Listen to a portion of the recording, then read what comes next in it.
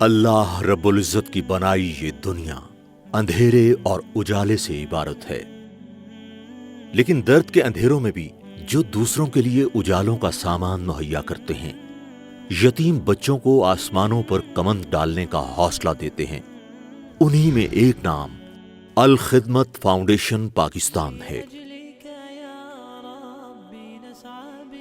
ناگہانی آفتوں جیسے زلزلے، سیلاب اور حادثات کے نتیجے میں بے شمار بچے چشم زدن میں یتیم ہو جاتے ہیں۔ الخدمت فاؤنڈیشن نے ایسے ہی یتیم بچوں کی کفالت کے پیش نظر ایک بلڈنگ سے آغوش ہوم سلسلے کا آغاز کیا۔ پہلا آغوش جو ہم نے بنایا وہ اٹک میں تھا، جو زلزلے کے پس منظر میں تھا۔ ہمارے پاس بلڈنگ پہلے سے موجود تھی اور ہم نے کہا کہ اس سے آغاز کرتے ہیں۔ اپنے سٹاف کو ٹریننگ دیتے ہیں کہ وہ ان کے ساتھ بہت اچھے الفاظ کے ساتھ ڈیل کریں گے، ان کے رہنے کا، ان کے کھیلنے کا، ان کی خواہشات کا اہتمام کریں گے۔ یونیسیف کی رپورٹ کے مطابق وطن عزیز میں اس وقت 42 لاکھ سے زیادہ بچے یتیم ہیں، اور ان میں بہت سے بچے سماجی اور معاشرتی محرومیوں کا شکار ہو کر چائلڈ ابیوز، چائلڈ لیبر یا پھر مختلف جرائم میں گرفتار ہو جاتے ہیں۔ آغوش ہوم ہر نئے آنے والے بچے کو زندگی میں بھری تلخیوں کو بھولنے اور اس کے بے رنگ خانوں میں رنگ بھرنے کے لیے نئے خواب دیتا ہے۔ جب میں آغوش میں آیا تو مجھے تعلیم اور قرآن و حدیث کا کوئی علم نہیں تھا، تو آغوش والوں نے مجھے تعلیم سکھائی اور قرآن پڑھنے کا سلیقہ طریقہ دونوں سکھایا۔ جہاں آغوش ہوم بہت سے باکمال بچوں کو تفکر، تدبر اور عمل پیہم کی دعوت دیتا ہے، وہیں آج بھی ہزاروں بچے ایسے ہیں جنہیں منزل تو کیا، نشان منزل کی خبر نہیں۔ الخدمت فاؤنڈیشن کا ماننا ہے کہ یتیمی بے شک ایک سانحہ ہے، مگر اس سے بھی بڑا سانحہ یہ ہے کہ ان یتیم بچوں کو اکیلا چھوڑ دیا جائے۔ ان نونہالوں کے لیے یہ غم کسی پہاڑ سے کم نہیں، جس کے بوجھ تلے یہ دبے رہتے ہیں۔ ممی کو ذہن سے بھولنا بہت مشکل ہے۔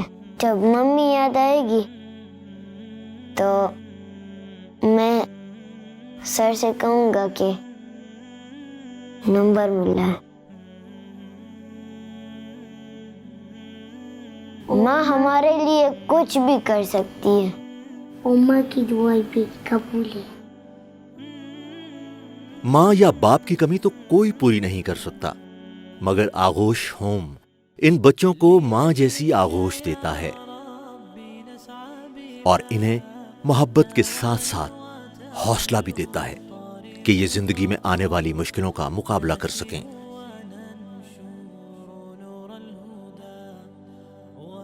اگر آغوش ہومز کے نیٹ ورک کو دیکھا جائے تو پورے ملک میں خیر کا یہ سلسلہ جاری ہے۔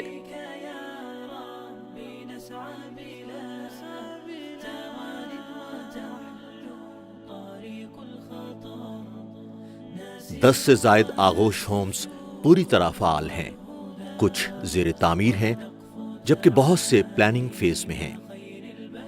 آغوش مری جو اس سلسلے میں ایک سنگ میل کی حیثیت رکھتا ہے، اسلام آباد سے مری کے خوشگوار رستے میں این ایکسپریس وے پر واقع ہے، جہاں قریباً 56 کنال جگہ کی خریداری کی گئی اور سال 2013 میں اس کا سنگ بنیاد رکھا گیا۔ جس سائنٹیفک انداز پہ انشاءاللہ پلاننگ ہے، ہمارے جو ایکسپرٹس ہیں، ہمارے اپنے سسٹم کے جو ایجوکیشن کے ایکسپرٹس ہیں، وہ اس کو لے کے چلیں گے۔ جب یہ ماشاءاللہ بالغ ہوں گے، بڑے ہوں گے اور پریکٹیکل لائف میں آئیں گے تو اللہ تعالیٰ سے بڑی امید ہے جی، بہت زبردست کلاس نکلے گی اور وہ پاکستان کا ایسٹ ہوں گے جی۔ یہ بچے یقیناً ایک نیا زمانہ اور نئے صبح و شام پیدا کریں گے، مگر بچوں کے ساتھ ساتھ اب بچیوں کے لیے بھی آغوش ہومز قائم کیے جا رہے ہیں۔